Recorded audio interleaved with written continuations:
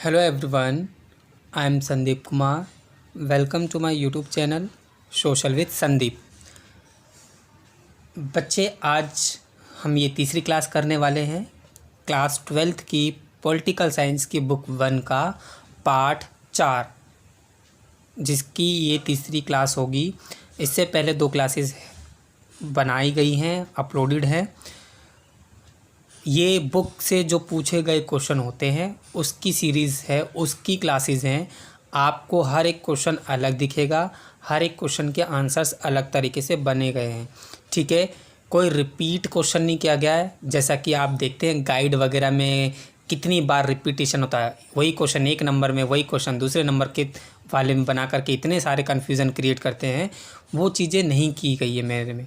ठीक है, मैं जैसे आज से 8-9 साल पहले अगर मैं अपनी बात करूँ तो, ठीक है, 8 से 9 नहीं, ज़्यादा ही, 1-2 साल और ज़्यादा, ठीक है, 10-11 साल पहले अगर बात करूँ तो मैं जैसे पढ़ता था बुक वाइज, ठीक है, और बुक के बीच में से जो क्वेश्चन बनते थे वो बना करके उसके आंसर्स में फ्रेम करता था।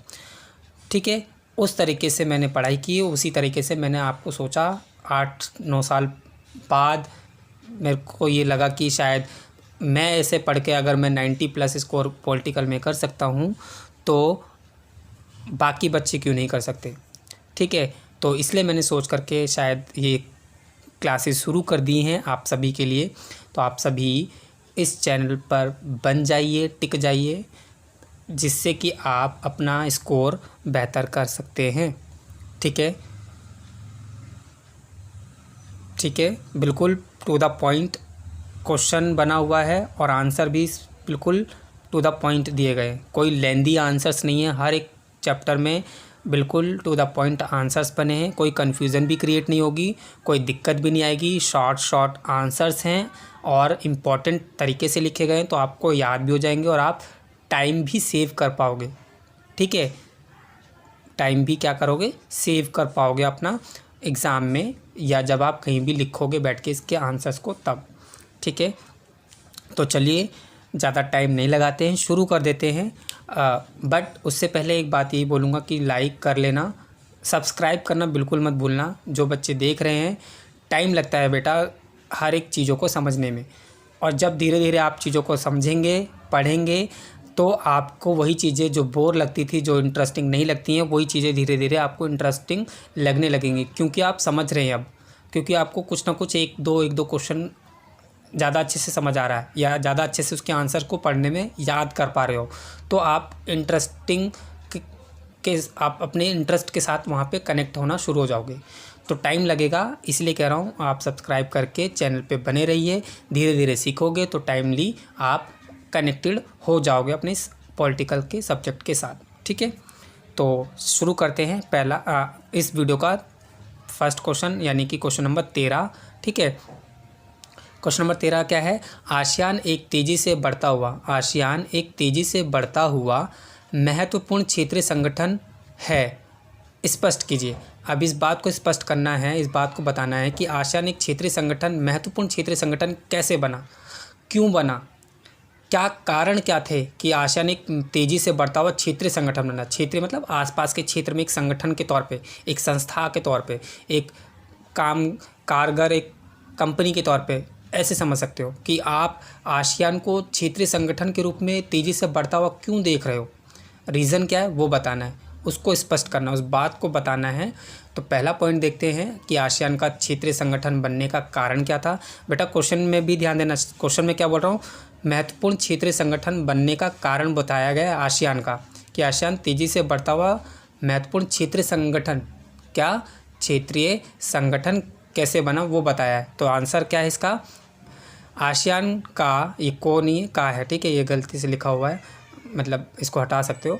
आसियान का विज़न दस्तावेज 2020, यानी कि 2020 में एक इसका अपना एक विज़न था। एक विज़न मतलब एक सोच, एक दृष्टि, कि आप कहाँ तक सोच सकते हो, क्या मतलब कुछ काम कर रहे हो तो आप उस काम को करने के लिए कितना दूर तक कैसे कैसे करना है, क्या करना है, वो सोचना, उसी को हम बोलते हैं इंग्लिश में विज़न, दृष्टि। ठीक है, तो आसियान का विज़न दस्तावेज 2020 में, आसियान का 2020 का जो दस्तावेज था ना, उसमें अंतर्राष्ट्रीय समुदाय में एक बहिर्मुखी भूमिका को प्रमुखता मिलने के कारण, बहिर्मुखी भूमिका की, एक को की जगह की, ठीक है, की प्रमुखता मिलने के कारण। तो आसियान का क्षेत्रीय संगठन में तेज़ी से बढ़ने का कारण क्या था कि इसको एक बहिर्मुखी भूमिका में प्रमुखता मिल गई। प्रमुखता मतलब जैसे कहते हैं ना इम्पोर्टेंस, चीफ, एक बहुत चीप नहीं बोल रहा हूँ, चीफ मतलब मुख्य, जैसे कहता है हेड, ठीक है। तो बहिर्मुखी भूमिका में इसको प्रमुखता मिली। कौन से विज़न के द्वारा? 2020 दस्तावेज, जो विज़न था इसका, विज़न दस्तावेज 2020 में अंतर्राष्ट्रीय स्तर पर, इंटरनेशनली लेवल पर इसको एक भूमिका में प्रमुखता मिली। कौन सी भूमिका में? बहिर्मुखी, यानी कि बाहर, जो बाहर की तरफ लोगों की मदद करने वाला देश हो, जो बाहर लोगों को आर्थिक रूप से, राजनीतिक तौर पे जो सहयोग करने वाला हो। तो आसियान ऐसा ही था, इसलिए इसको बहिर्मुखी, बहिरी मतलब बाहर, इंटरनेशनल लेवल पर जाकर के इसको एक प्रमुखता मिली, ठीक है। इसी प्रमुखता ने इसको एक क्षेत्रीय संगठन में तेज़ी से बढ़ने में मदद करी। समझ में आएगा कनेक्ट करोगे तो, ठीक है, कि क्षेत्रीय संगठन में इसकी प्रमुखता बढ़ने का कारण क्या था कि इसका एक विज़न था दस्तावेज 2020 में, जो कि उसी के द्वारा इसको अंतर्राष्ट्रीय यानी कि इंटरनेशनल लेवल में एक सदस्य समुदाय के तौर पे बहिर्मुखी भूमिका में, बहिर्मुखी भूमिका मतलब जो बाहर, आसियान अपने देश से बाहर जो भूमिकाएं अदा कर रहा था, यानी कि बाहर के देशों को, सदस्य देशों को या बाहर के अन्य गैर सदस्य देशों को जो मदद कर रहा था अर्थव्यवस्था में, शिक्षा में, स्वास्थ्य में, कामकाज में, ठीक है। तो वो भूमिका में, उस तरह की भूमिका में आसियान को एक प्रमुखता मिली, और ये प्रमुखता इसके विज़न दस्तावेज 2020 के द्वारा मिली, इसलिए क्षेत्रीय संगठन में तेज़ी से बढ़ गया, ठीक है। दूसरा पॉइंट है टकराव की जगह बातचीत को बढ़ावा देने की नीति अपनाई या अपनाना, ठीक है। तो आसियान का क्षेत्रीय संगठन में बढ़ने का दूसरा कारण क्या बना कि हर एक जगह टकराव को कम करना और टकराव या लड़ाई झगड़े की बजाय बातचीत करके उस समस्या का समाधान करने पर जोर दिया, ठीक है। कि यानी कि ये नहीं कि अच्छा तुम मेरे को काम नहीं करने दोगे तो मैं तुम्हें मार दूंगा, ये वो, ऐसा नहीं था। आसियान ने क्या बोला कि अच्छा अगर आप काम नहीं करने दे रहे तो क्यों नहीं करने दे रहे हो, कारण पूछा उसने। उसको कारण ठीक लगे तो भी ठीक है, नहीं लगे तो भी ठीक है, तो ठीक है भैया आप नहीं करने दोगे तो हम किसी और के साथ कर लेंगे, किसी और से अपना काम करवाएंगे, या फिर किसी और के साथ अपने संबंध या अपने व्यापार में दोस्ती, या अपने बिजनेस में या अपने निवेश में दोस्ती बढ़ाएंगे, अगर आप नहीं चाहते हमारे साथ काम करना तो, ठीक है। तो इस तरह से उसने टकराव नहीं किया, बातचीत करी। तो ये दूसरा इसका क्षेत्रीय संगठन में बढ़ने का कारण बन गया कि भैया बातचीत करना ज़रूरी है, लड़ाई झगड़ा नहीं करना चाहिए।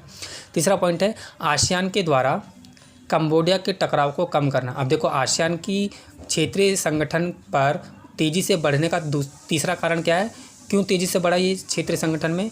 क्योंकि इसने दूसरों की मदद करी, दूसरे मतलब कंबोडिया के टकराव को समाप्त किया। तो ये किसने किया? आसियान ने किया। तो आसियान अगर दूसरों की इस तरह से मदद करेगा तो दूसरे देश भी इसका सम्मान करेंगे ना, कि नहीं ये हमारी, इसने मदद करी, हमें नहीं जानता था, उसके बावजूद भी इसने हमारे को मदद दी। तो आप उसके नज़रों में मददगार तौर पे छप जाओगे, ठीक है। आप क्या होगे, अगर आप किसी की मदद करोगे ना, अनजान व्यक्ति की भी, जैसे चलो स्कूल से निकले या आस पास में हो, अगर किसी को नहीं भी जानते तो इसका मतलब ये थोड़ी कि आप तंग करोगे उसे। अगर आपके ग्रुप में 10 लोग भी हैं और आप 10 में से भी 9 लोग तंग करें तो आप 9 लोगों को डांटोगे, बजाय कि आप 10वें मिल करके उसको तंग करने के, है ना। तो ये चीज़ें अच्छी होंगी, वो इंसान आपको अच्छा समझना वहीं से शुरू कर देगा। और आप जितनी बार उसकी मदद करोगे, किसी और की मदद करोगे, तो आपको हमेशा अच्छा ही मानेगा। पर ये नहीं कि आप उसके बाद उसको परेशान भी करो, ठीक है। तो ये चीज़ें आसियान ने नहीं करी। आसियान ने बोला कि कंबोडिया परेशानी में है तो उसके टकराव को हमें कम करना, समाप्त कर देना है। ये बहुत अच्छी बात थी आसियान की, इसलिए वो क्षेत्रीय संगठन में तेज़ी से बढ़ गया। इसने और क्या किया आगे देखते हैं। पूर्वी एशियाई सहयोग पर बातचीत भी करी। जो पूर्वी एशियाई राष्ट्रों का संगठन था ना, आसियान का पूरा नाम था ना, हमने पढ़ा हुआ ये पिछली वीडियो में। तो इसने के बीच में जो सहयोग होना था आपस में, किसी काम को लेके, किसी बातचीत को लेके, किसी व्यापार निवेश को लेकर के सहयोग जो बनाए गए थे, उसमें आसियान ने बातचीत को भी महत्वता दी तथा पूर्वी तिमोर, ये ता है, ठीक है, तिमोर के संकट को भी संभाला। तो देखो आसियान ने यहाँ पे दो लोगों की मदद करी, एक तो कंबोडिया की, दूसरी पूर्वी तिमोर। कंबोडिया के जो टकराव हो रहे थे अन्य देशों के साथ, उसको टकराव को कम कर दिया, रोक दिया, धीरे धीरे उसको बचा दिया। फिर उसके बाद पूर्वी तिमोर पे एक संकट आया आर्थिक तौर पे, उसको भी आसियान ने कम किया मदद दे करके। इसलिए आसियान क्या हुआ, क्षेत्रीय संगठन में तेज़ी से बढ़ता चला गया। समझ में आ गया। 14 क्वेश्चन है ये, ठीक है, 14 नंबर का क्वेश्चन है ये 14 नंबर का क्वेश्चन है कि आसियान की व्यापार और निवेश के मामले में, दो क्वेश्चन देखो, ये क्वेश्चन डिफरेंट है, थोड़ा ध्यान से सुनना है। आसियान की व्यापार और निवेश के मामले में उसकी प्रासंगिकता, उसकी मतलब आसियान की प्रासंगिकता किस प्रकार इसे आकर्षक बनाती है या बनाई। आसियान व्यापार और निवेश के मामले में आकर्षक कैसे बना, ये क्वेश्चन है बेसिकली। इसको छोड़ दो अगर आपको यहाँ पे समझ नहीं आएगा तो, ठीक है, आप ऐसा समझ लो कि आसियान के व्यापार और निवेश के मामले में किस प्रकार इसे आकर्षक बनाया। आसियान की जो व्यापार और निवेश का जो मामले थे, वो मामले में आसियान किस प्रकार एक आकर्षक बना। तो आकर्षक यानी कि अट्रैक्ट कैसे हो रहे हैं लोग, आसियान के साथ व्यापार कैसे तेज़ी से हो रहा है, आसियान का जो निवेश है वो क्यों तेज़ी से हो रहा है, उस अट्रैक्शन का कारण पूछा है, उसके आकर्षण का कारण पूछा है। तो पहला पॉइंट है भारत के द्वारा, या ऐसे भी लिख सकते हो जैसे मैं बोल रहा हूँ, आप वो सुन के भी लिख सकते हो, बाकी इसमें जो दिख रहा है आप वो भी लिख सकते हो कि भारत ने 2 आसियान सदस्य देशों यानी कि सिंगापुर और थाईलैंड। अब आप अगर जो बच्चे इस वीडियोज़ को देख रहे हैं क्लास 12 के, तो आप पिछली वीडियोज़ में चेक करके ये बताएंगे कमेंट में कि कमेंट छोड़ दो, कमेंट का वैसे भी सेक्शन इतना इम्पोर्टेंट नहीं है, इम्पॉर्टेंट है कि आप पढ़ के कितना समझ रहे हो और खुद कितना प्रैक्टिस कर रहे हो उस चीज़ की, ठीक है।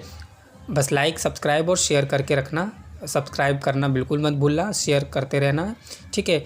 और उन सब से भी ख़ास बातें वीडियोज़ को ध्यान से सुनना और समझना, ठीक है। तो आसियान का व्यापार करने में या किसी जगह पे निवेश मतलब पैसा लगाने में, फैक्ट्री बनाने में, काम को या सामान को, माल को पहुंचाने में, ये सारा निवेश का हिस्सा है, ठीक है। तो व्यापार करना और निवेश में ये आकर्षक क्यों बना आसियान। तो आसियान का आकर्षक बनने का पहला कारण था भारत ने क्या करा, आसियान के ही सदस्य देशों के साथ क्या किया, समझौता किया। किसमें समझौता किया देखते हैं कि भारत ने आसियान के सदस्य देशों के यानी कि सिंगापुर और थाईलैंड के साथ मुक्त व्यापार का समझौता किया।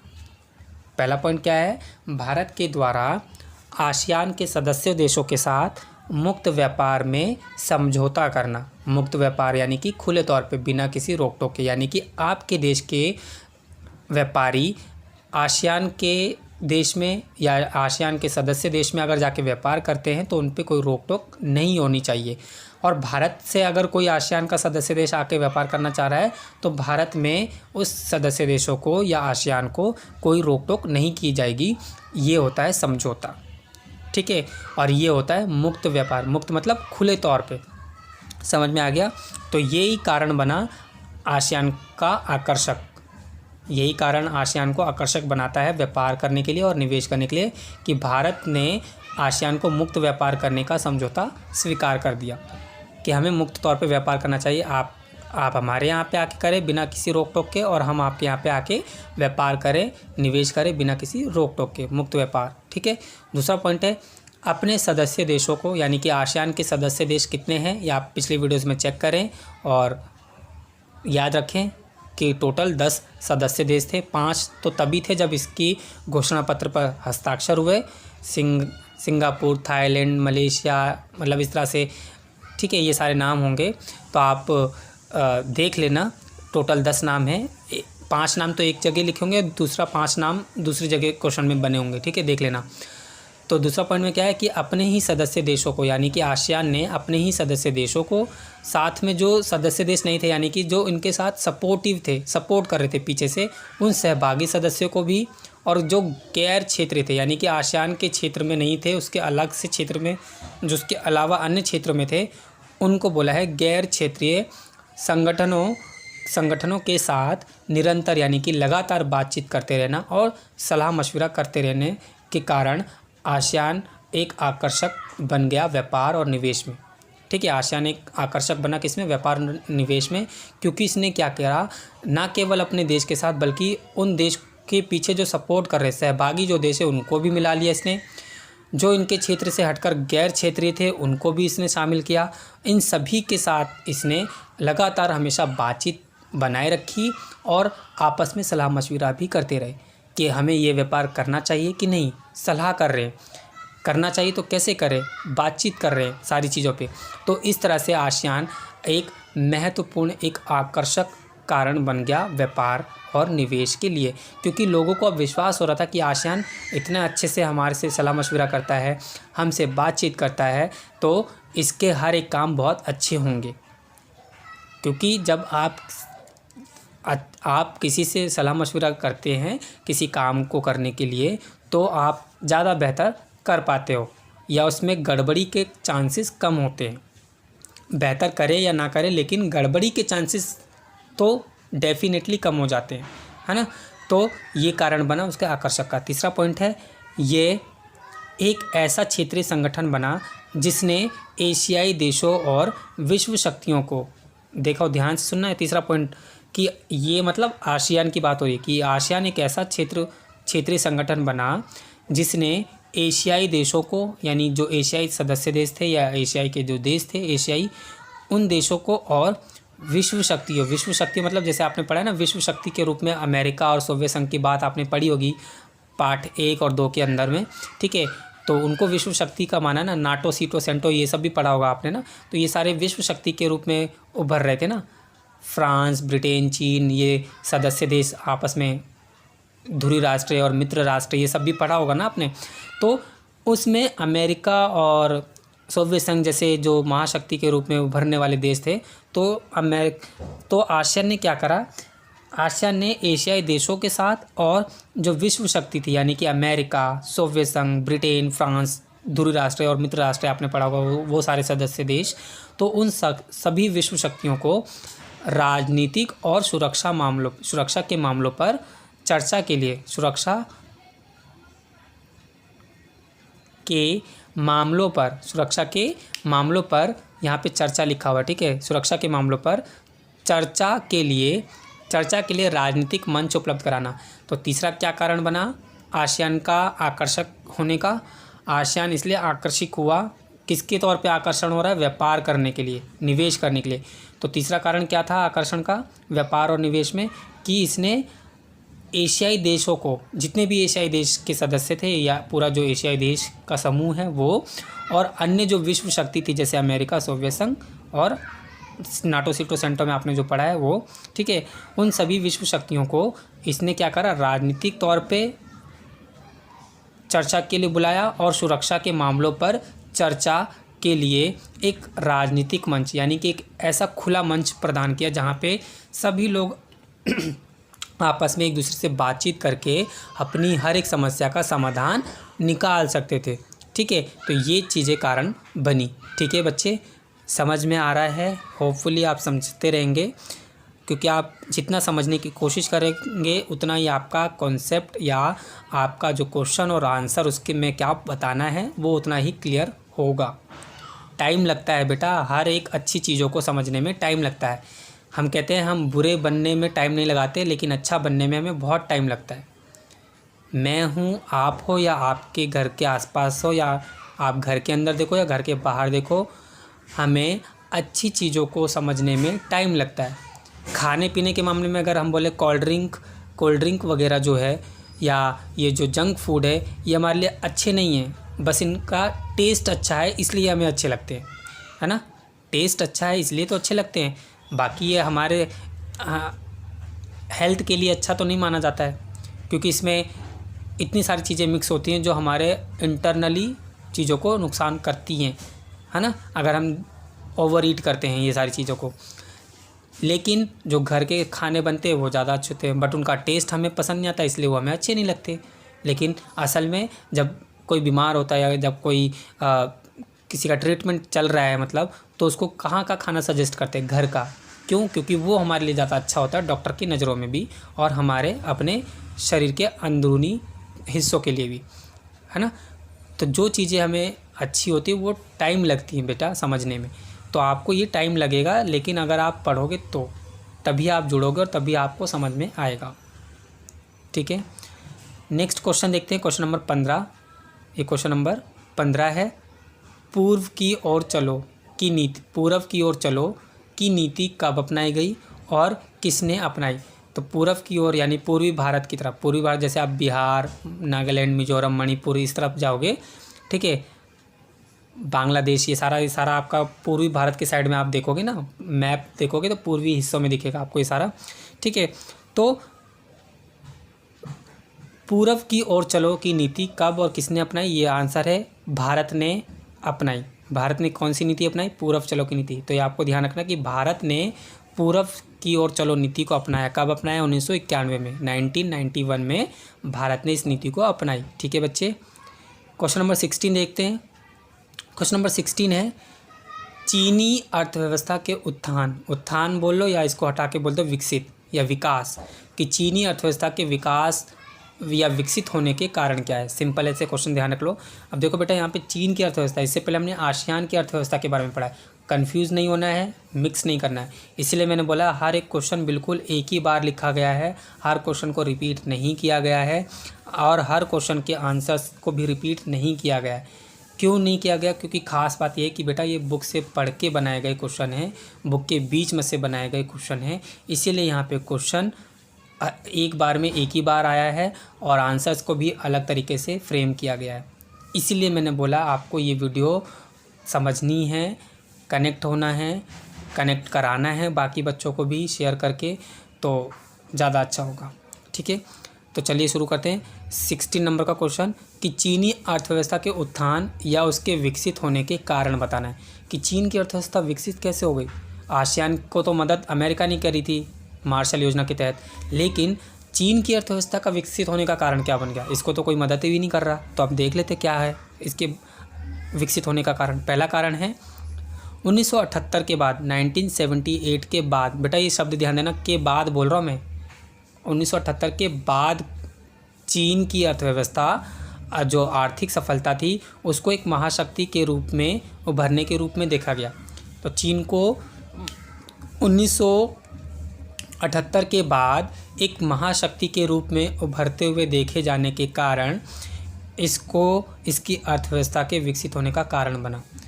आर्थिक सफलता आपको मिल रही है यानी कि आपकी अर्थव्यवस्था अच्छी हो रही है।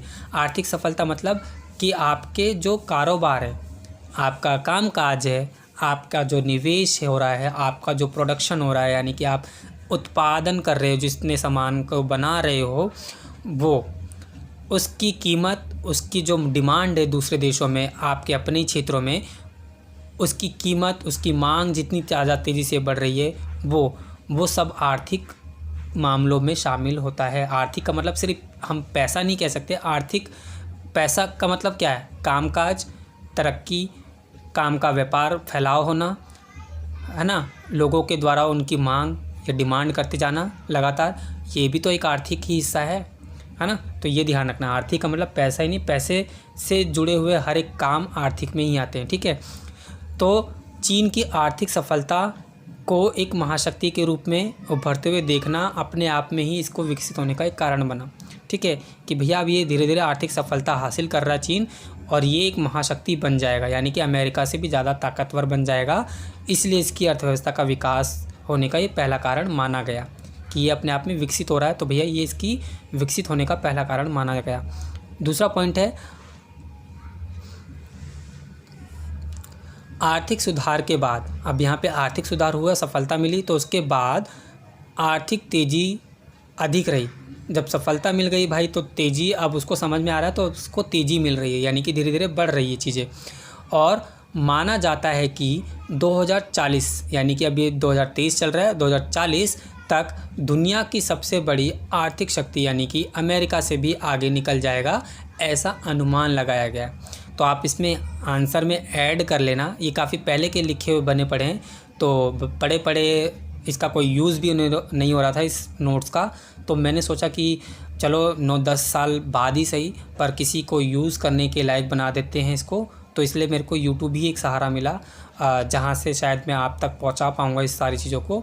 ठीक है, इसका दूसरा जब दूसरी बुक का हम शुरू करेंगे तो दूसरी बुक में मैं बुक से ही कराऊँगा। उसमें बुक में ही टिक लगे हुए पड़े हैं, तो बुक को ही उठा के लाऊँगा अपने और उसमें से ही कराऊँगा मैं। ठीक है, तो चलिए खैर आप वापस आ जाते हैं इस पर। तो दूसरे पॉइंट में क्या बोला है कि दूसरे पॉइंट में आप कैसे लिखोगे, ऐसा अनुमान, ऐसे लिखना है आपको कि ऐसा अनुमान लगाया गया है कि आसियान आर्थिक तेज़ी से अधिक विकसित होने के कारण 2000, ये लिख लेना बेटा आप, दूसरा पॉइंट है यहाँ पे थोड़ी अलग तरीके से बता रहा हूँ, लिख लेना कि ऐसा अनुमान, लिखो ऐसा अनुमान लगाया गया है कि आर्थिक तेज़ी अधिक होने के कारण माना जाता है कि 2040 तक दुनिया की सबसे बड़ी आर्थिक शक्ति यानी कि अमेरिका से भी आसियान आगे निकल जाएगा। फुल स्टॉप आप वहाँ पे अपना कर लेना। ठीक है, तीसरा पॉइंट है इसकी विशाल आबादी, इसका बड़ा हुआ क्षेत्रफल यानी कि भूभाग, यहाँ पे मिलने वाले सारे संसाधन या सुविधाएं, इसका क्षेत्रीय अवस्थिति यानी कि कितने तरीके से, कितने स्थिति से फैला हुआ है वो, और राजनीतिक प्रभाव के कारण इसकी जो आर्थिक प्रभाव है उसमें अधिक वृद्धि हुई। राजनीतिक प्रभाव यानी कि राजनीतिक प्रभाव का मतलब मैंने बताया है कि राजनीति का मतलब केवल नेतागिरी नहीं होता। राजनीति का मतलब होता है कि आपकी सरकार के अलावा जैसे आपका क्षेत्र कितना है, क्षेत्र में क्या काम कैसे हो रहे हैं, कितनी बॉडीज़ बनी हुई हैं। बॉडीज़ मतलब कहते ना कि आपकी स्थानीय सरकार भी है, क्षेत्रीय सरकार में आपके पूरे में स्थानीय सरकार देखोगे, केंद्रीय सरकार देखोगे, राज्य सरकार देखोगे, है ना। तो ये सारी सरकार के जो स्तर है वो सब भी राजनीतिक का हिस्सा है। आपके कितने इलाके हैं वो एक राजनीतिक का पार्ट होता है। ठीक है, कितने वार्ड हैं, जैसे हम बोलते हैं ना वार्ड संख्या, ये वार्ड संख्या वो, ऐसे, तो ये सब भी एक राजनीतिक है, यानी कि राजनीतिक का हिस्सा है। राजनीति का मतलब हम सिर्फ नेतागिरी या धोती कुर्ता पहनना ये माइंड में नहीं ला सकते। राजनीति का मतलब और भी चीज़ें होती हैं। ठीक है, तो आगे देखते हैं। तो इसको मैं क्लियर कर देता हूँ कि विशाल आबादी। अब आप बोलोगे कि सर आबादी से क्या मतलब है आर्थिक विकास का, तो बेटा आबादी कहते हैं ना कि फैक्ट्री आपने 10 बना ली, आप बना तो लिया, आपने पैसा था आपके पास, आपने अपने पैसे से बना लिया 10 फैक्ट्री, लेकिन अगर आपकी 10 फैक्ट्री में जो सामान आप बनाना चाह रहे हो, जो सामान आप उत्पादित करना चाह रहे हो, उसको उत्पादित करने के लिए मशीन भी लगा दी आपने, चलो ठीक है थोड़ा सा और काम आसान कर दिया, मशीन लगा दी, पर मशीन को चलाने वाला, उस मशीन में सामान को लगाने डालने वाला, उस सामान को कितना बनाना, कितने देर तक उसको गर्म रखना है, कितनी देर तक उसको ठंडे में रखना है, कितनी देर तक उसको कितने पैकेट में, कितने साइज़ में बनाए, कट करना, रखना है, ये सब करने वाला भी तो व्यक्ति होना चाहिए ना। तो जब आपके यहाँ पे आबादी है ही नहीं और आपने 10 फैक्ट्री तैयार कर दी, 10 तरह की मशीनें भी तैयार कर दी, लाके उसमें लगवा दी, तो उसको मशीन को यूज़ करने वाला भी व्यक्ति होना चाहिए ना। सामान कैसे उत्पादित करोगे, या तो आप करो फिर काम, और आप कर नहीं सकते। 10 फैक्ट्री बनाने के बाद आप 10 जगह तो नहीं जा सकते ना काम करने। हो सकता है 10 फैक्ट्री में अलग अलग काम हो रहा हो, तो सारे कामों को आप एक साथ नहीं कर सकते। मान लो आपने कर भी दिया, एक दिन एक फैक्ट्री में, दूसरे दिन दूसरे फैक्ट्री में, तो वो जो माल आप तैयार कर रहे हो वो इतनी स्पीड से तो नहीं कर पाओगे, है ना। तो जब आपके पास आबादी मतलब आपके आसपास लोग होंगे काम करने के लिए, तभी तो आपका काम बनेगा ना। तो इसलिए हम कहते हैं कि बेटा अमीर होने के बाद अहंकार नहीं जताना चाहिए, बल्कि जो आपसे गरीब हैं या आपसे कमज़ोर है उनको इज़्ज़त या मान सम्मान देना चाहिए। किसी को डराने से आपकी इज़्ज़त नहीं बढ़ती है, डराने से आपके डर के वजह से आपकी इज़्ज़त हो रही है, लेकिन मन से आपकी इज़्ज़त नहीं होती है।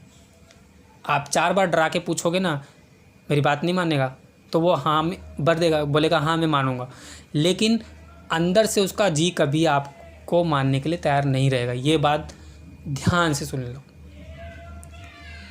समझ में आ रही है चीज़ें। बेटा स्टूडेंट लाइफ है, अच्छी बात है, बहुत अच्छी होती है, लेकिन आप दूसरों को तंग करो ये अच्छी बात बिल्कुल नहीं होती है। क्योंकि अभी आप स्टूडेंट हो, आप यंग वाली एज में हो, तो आपको बहुत लगता होगा कि हाँ ठीक है देख लेंगे ना जो भी होगा। बेटा ये अहंकार आपको लगता है ना, लेकिन आज से जब 12th कर लोगे ना, इसके बाद अब जब 5-7 साल बाद अपने आप को देखोगे ना, तब रियलाइज़ करोगे कि मैंने जो बात कही थी वो बिल्कुल सही थी। तो इसीलिए बार बार लड़ाई झगड़ा करना, अहंकार दिखाना, ये एक अच्छी इंसानियत नहीं होती है। हाँ गलती हो गई है ठीक है, पर जिस गलती को आप बात करके सुलझा सकते हो, उसमें मार पिटाई की तो ज़रूरत ही नहीं है कि आप भैया तगड़े हो, हट्टे कट्टे हो, या आपके पास 4 गुंडे हैं तो आपने बुला लिया और पिटवा दिया। तो बेटा ये अच्छी आदतें नहीं होती है। कल को आप किसी ऐसे अनजान जगह पे और जहाँ पे आपके पास कोई ना हो पहुँचने लायक टाइम पे, और आप ही को 4 लोग पीट के चले जाएं तो, या आपसे गलती हो जाए और आप सॉरी बोलो और आपका कोई सॉरी एक्सेप्ट ना करे तो किसी के साथ भी कुछ भी समय में कैसे भी चीज़ें होती रहती हैं परिस्थिति में, तो समझना आपको ही पड़ेगा। स्टूडेंट लाइफ में आप बहुत चिल करते हैं, कोई बुरी बात नहीं है, ये लाइफ है, अच्छी बात है। स्कूल टाइम स्पेंड करना बहुत अच्छी बात है, क्योंकि यही एक लाइफ होती है स्कूल लाइफ। कॉलेज में जाके ना कोई किसी को पूछता नहीं है। कॉलेज में हमने किया है ना रेगुलर सब चीज़ें, तो हमें पता है कि कॉलेज में कोई किसी को नहीं पूछता है। वहाँ पे फ्रेंड बने तो भी ठीक है, नहीं बने तो भी आप एकदम ऐसे जाओगे, ऐसे आओगे जैसे कि कोई है ही नहीं आपके साथ, ठीक है। तो लेकिन बेटा अभी से सीखो। आप निकलते वक्त 4 लोगों को परेशान करते हो निकलते हो, गैंग बना के चलते हो, है ना, और आपको लगता है सामने वाला बड़ा है या फिर कमज़ोर पड़ रहा है, आपको नहीं बोल रहा है। वो इसलिए नहीं बोल रहा क्योंकि उसके भी बच्चे आपकी तरह ही हैं, और कल उसी की तरह आपको भी एक 10-12 साल बाद जब आप भी ऐसे बड़े हो जाओगे एज वाइज, आप भी अपनी दुकान या अपने काम कर रहे होगे और आपको भी परेशान करने वाले ऐसे आसपास के स्कूल के बच्चे नज़र आएंगे, तब आप भी कुछ नहीं कर पाओगे। गारंटी है इस बात की, 100% की गारंटी दे रहा हूँ। तो बेटा ये चीज़ें नहीं करनी है, अच्छी चीज़ों को भी अपनाना सीख लो। ये कोई सिखाता नहीं है आप लोगों को, हर चीज़ों को गलत सिखाने के लिए दुनिया बैठी हुई है। सही चीज़ें सिखाने के लिए या तो परिवार सिर्फ होगा या फिर कोई अच्छा ही इंसान होगा जो आपको अच्छी बातें बताएगा, ठीक है। तो सुनते रहना है। खैर आ जाते हैं हम क्वेश्चन पे। तो चीन की अर्थव्यवस्था का पहला कारण था कि 1978 के बाद चीन की सफलताएं शुरू हो गई आर्थिक रूप से। इसी सफलता से इसको भापा गया कि एक महाशक्ति बन सकता है, और इसी महाशक्ति का अनुमान लगाने के कारण माना गया कि चीन की अर्थव्यवस्था क्या है, विकसित हो सकती है। दूसरा पॉइंट में हमने बताया कि ऐसा अनुमान लगाया गया है, अनुमानित किया गया है कि चीन आर्थिक तेज़ी से अधिक विकसित हो रही है, और माना जाता है कि 2040 तक ये दुनिया की सबसे बड़ी जो आर्थिक शक्ति यानी कि अमेरिका है उससे भी आगे निकल जाएगा, ये माना गया।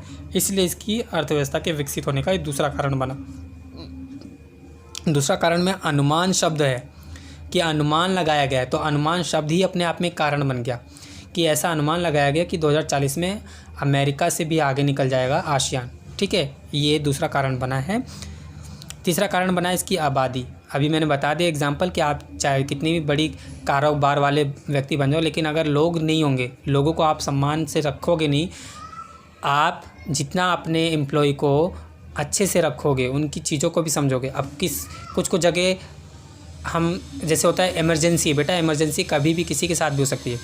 अब आप मालिक को आप 4 बार घूमने जाओगे बाहर तो आपके लिए अच्छी होगी, लेकिन अगर आपका एम्प्लॉय थोड़ा सा गेट के बाहर चला जाएगा तो क्या बुरा हो जाएगा, वो वापस तो आएगा ना काम के लिए।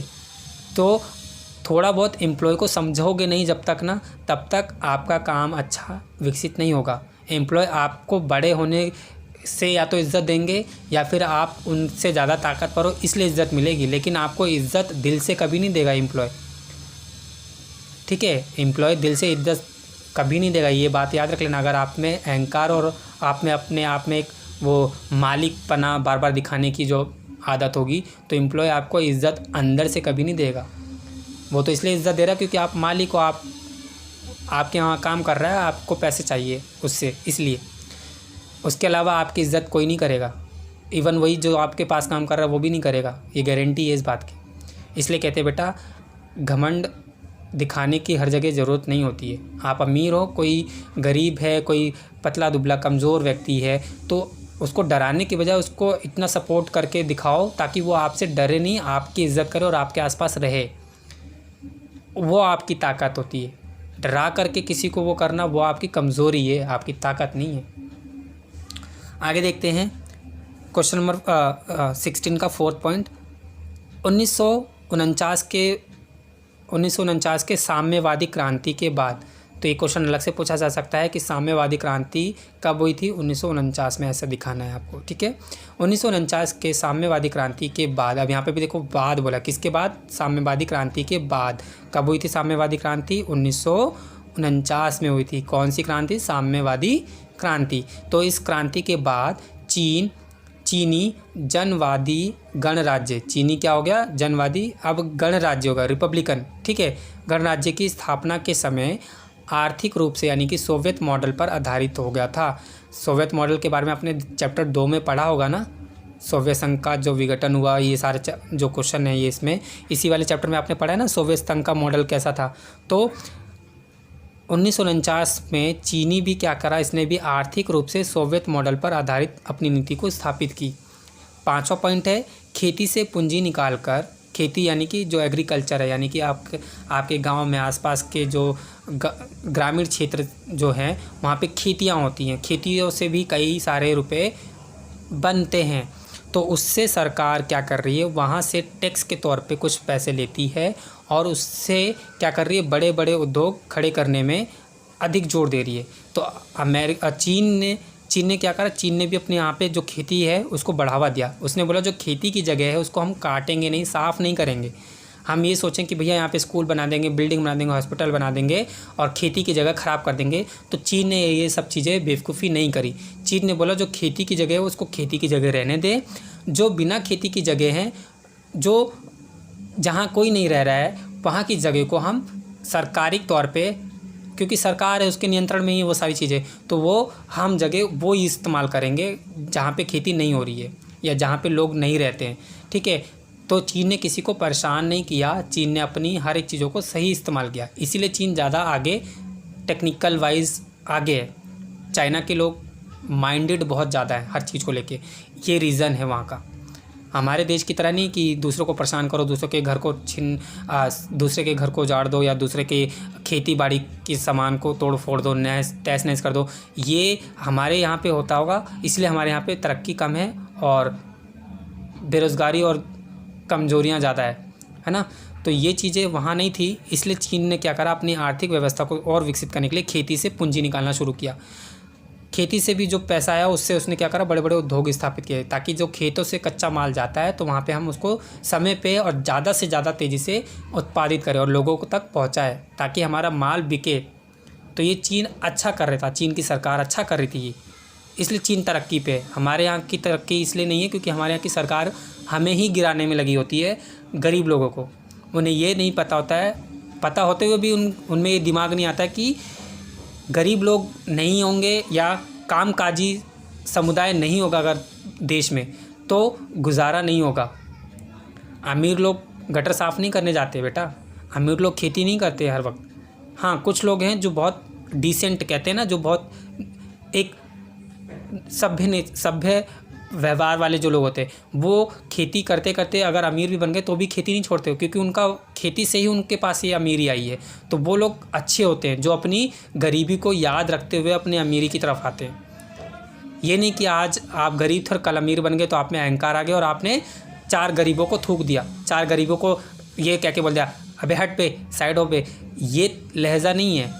पहले आप भी तो गरीब थे ना, आपने भी सुनी है ना इस तरह की उटपटांग शब्दों से किसी ने आपको बोला है, कभी आपके माँ बाप को कभी बोला है, तो आपको दूसरों को थोड़ी बोलना है।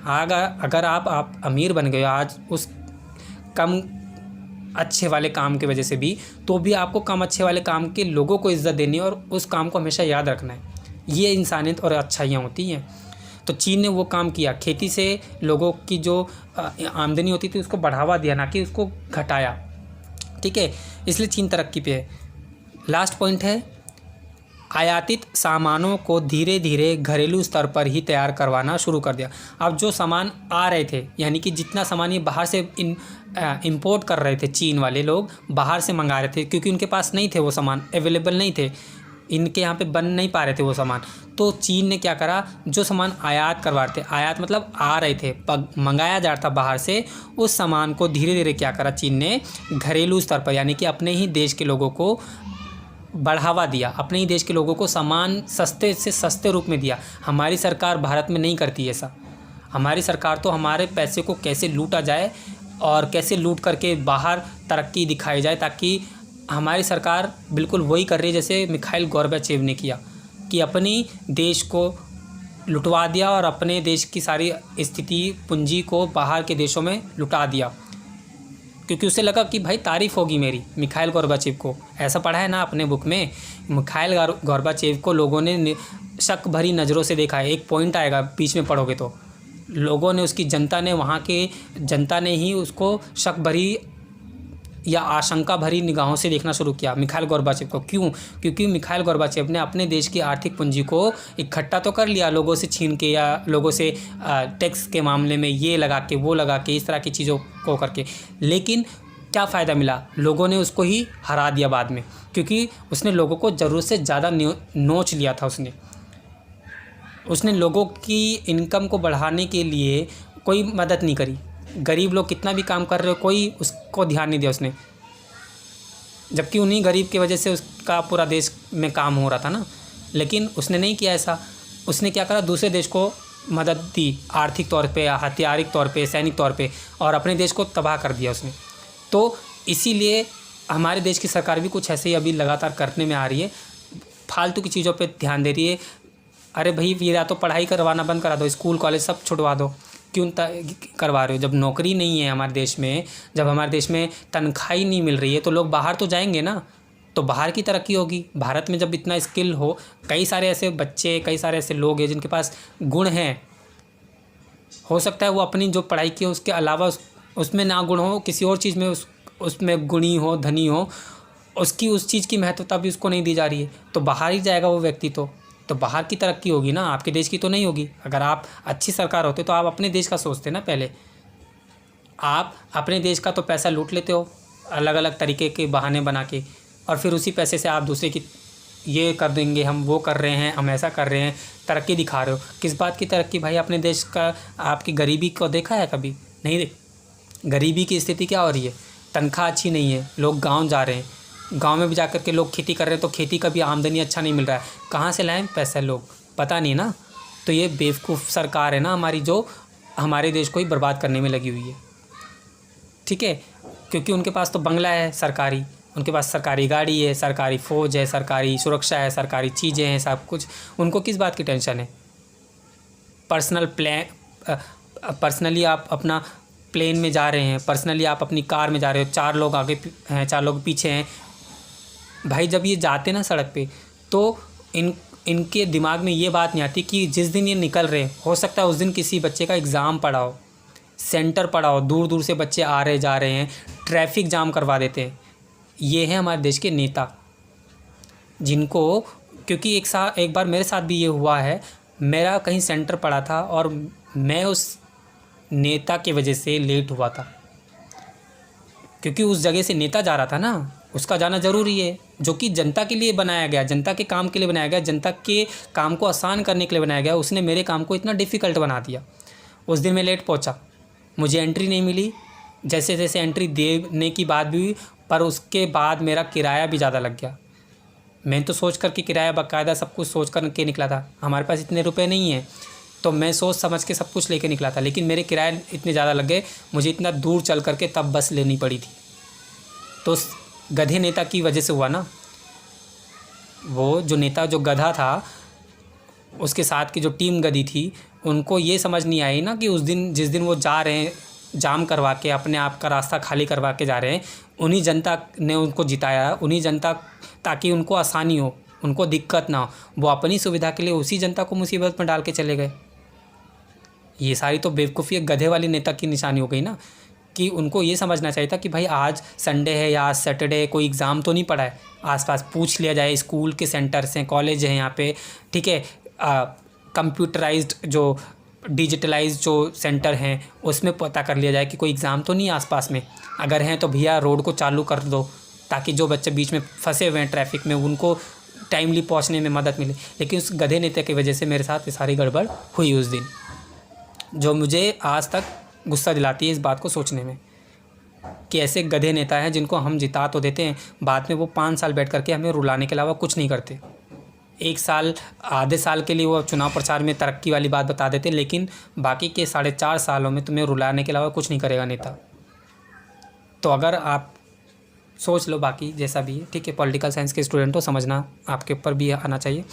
चीन ने क्या करा था, इसमें जो आयातित सामान थे उसको धीरे धीरे घरेलू स्तर पर ही बनाना, यानी कि अपने ही आसपास के लोगों को सामान वो मंगाना, ला करके देना सस्ते तौर पे, ताकि लोग हमारे देश में ही वो सामान बनाएं और हमारे देश में ही बेचें। जो हम बाहर से मंगा रहे हैं, ज़्यादा पैसे लग रहे हैं, उसको हम अपने घर पे ही लोगों को काम दे देते हैं, ताकि उनसे लोगों को तनख्वाह भी मिलेगी, उनको बेरोज़गारी भी दूर हो जाएगी और साथ के साथ उनको वो सामान भी समय पे मिल जाएगा। तो चीन ने ये अच्छा दिमाग लगाया ना कि अपने लोगों को तनख्वाह भी दिलवाई, अपने लोगों को बेरोज़गार से रोज़गार बना दिया, काम दिलवा दिया। वो सामान जो बाहर से मंगा रहे थे वो लोग, वही लोग आपस में अब बनाने लग गए। तो हर एक घर में चीन की सरकार ने सबको काम दिलवाया, तो इसलिए चीन तरक्की पर और ताकतवर बन गया। ठीक है, आगे का हम वीडियो आगे करेंगे, वीडियो लेंदी हो जाती है।